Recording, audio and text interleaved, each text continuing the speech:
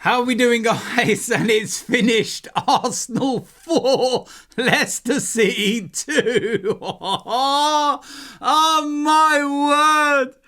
Oh, this club is going to be the death of me. I am going to have a heart attack whilst watching this football club. My word, scoring 4 goals was what we deserved. Let's be honest about it. Their goalkeeper had the game of his life. But how the game panned out is why being an Arsenal fan is just edge of your seat stuff. First half was complete and utter domination. 2-0 ahead. We got the second goal just before half time, and I was thinking we needed that, because if we would have gone in at half time only 1-0 ahead, we would have been kicking ourselves, because it was just complete and utter one-way traffic. Leicester offered nothing. But if you go in 1-0, you're always a little bit wary. And Leicester seem to always do things differently in a second half. I mentioned it in my preview about their second half against Spurs after, an abysmal first half performance. So getting that second goal, you're thinking, perfect, just what we needed. And then right at the start of the second half, instead of us getting a third goal and everything being comfortable, we go and concede. And it was just so poor and so sloppy. And it was Kai Havertz at fault. Daydreaming, playing everybody onside. James Justin gets the header, more off his shoulder than a header. Hits Kai Havertz and diverts the opposite way, and David Raya doesn't stand a chance. And I'm thinking to myself, oh no, last thing we need. But for the next 15, 20 minutes, it was all just the same as the first half. One-way traffic. And I'm like, we'll go 3-1 ahead in a minute. And their goalkeeper, oh my word, this guy saved absolutely everything. I think there was a video of me many years ago when we played Manchester United where I said that David De Gea could have saved the Titanic. This was reminiscent to that performance. He could have saved the Titanic. And then lo and behold, Leicester go up the other end and James Justin goes and scores the best goal he will ever score in his life. And I'm sitting there watching that and thinking, of all the people that's gone and scored, it's James Justin.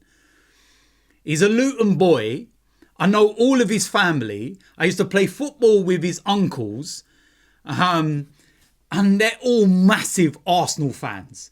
I'm like, oh no, what is going on? Of all the people that's gone and done this, it's James. Like, no, please don't do this. And then it's another 20 minutes of bombardment. It's just chance after chance after chance. And this goalkeeper, and I'm like, what on earth? And then a little bit of a turning point for me was the introduction of Wanyeri.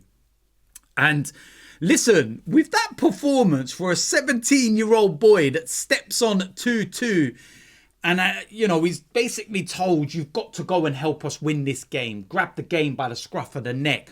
The first thing he does is pick the ball up, darts inside, brilliant shot. Keeper makes a save. And we're on the front foot. And it's just continuous, constant. And then, 94th minute, we get another corner. Dark Hearts FC. The corner comes in, and the one player you don't think is going to be on the end of a corner is Leandro Trossard, and he puts it in the mixer. And you know what? It's one of those where it probably was the only way we were going to beat this goalkeeper. Deflection, I think it was off Ndidi, and it goes in. And you're like, oh my word, thank you. We've got the goal that we deserve and we needed and we didn't think we were going to get. And I'm looking at the clock and I'm thinking, that's 94, there's 7. I'm like, oh no, no. Just end the game now. Just like, what's going on here? And the game ends up going to like nearly 101 minutes. But we go and score again in the 99th minute. Kai Havertz, and originally it was given as offside. And as soon as I see the replay, I went, hold on a minute. It's the Leicester player that's played it into Kai Havertz's path and he scored. It can't be offside. It physically can't. If it was an Arsenal player, offside. Because it's a Leicester one, there's nothing you could do about it. It's a perfectly legitimate goal. And after the VAR and everything else, and they have their little look, it's given, it's 4-2, it's game over. And at the end of the day, we deserve to win it. And it was kind of the role reversals of last week, but 90 minutes of it. When you're looking statistically, 37 shots on goal compared to Leicester's 5. 17 on target in comparison to Leicester's 3. 75% possession. 655 passes compared to 225.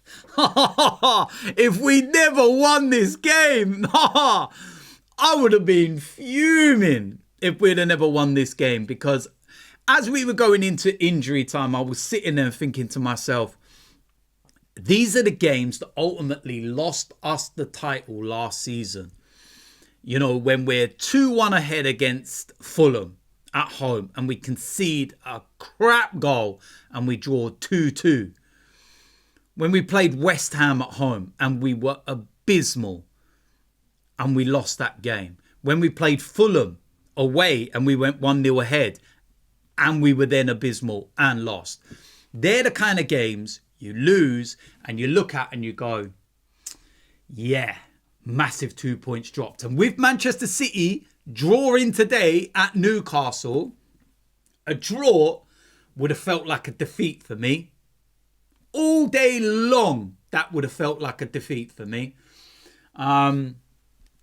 You've got to make home advantage count. You've got to go into these games against the likes of Leicester, etc.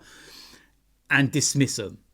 And listen, overall, the chances created and everything else, I can't fault us in that respect. The goalkeeper had the game of his life. We were wasteful with a couple of the opportunities. And very unlike us, we were a little sloppy in defence. The first goal, it's not a defender's fault, it's Kai Havertz's fault. And it's a typical lazy striker's piece of defending at the end of the day. But then after that, and yeah, listen, like we said, you could put that cross in and the ball dropped down onto James Justin's foot another 100 times. And he puts every single one of them into the Leicester crowd. He doesn't ever hit it in the way that he hits it. Cut across the ball, the bend, the inside. It was an immaculate goal. Don't get me wrong. But we should never, ever, ever have been going into injury time in this game, panicking and thinking we're going to drop points here. But like everyone likes to allude to when teams do it, and they did it a lot under Fergie and stuff like that, and Manchester United, that if you want to win titles, then sometimes you might have to, you know, get through a bit of adversity, and you might have to do something that ain't comfortable. And you might have to dig deep, and you might have to score some injury time goals, and you might have to, you know, dig one out of the bag, as they say. And we've did it. And last week, where we was disappointed with a 98th minute conceding against Man City, this week we score in the 94th and the 99th, and we win the game 4-2. So balances itself up at the end of the day. And if you want to win titles, these are the games you've got to win. And those are the moments you could look back on in May and say, whoa, remember that. Remember that, because where we lost the title last season by 2 points, we look back at West Ham and Fulham, etc., and go, that's where we lost it. Not the Aston Villa game, because the Aston Villa game is a tough game against a side that were flying and, you know, qualified for the Champions League. But with all due respect, Fulham and West Ham at home, you should be winning those games. So, listen, we got the 3 points.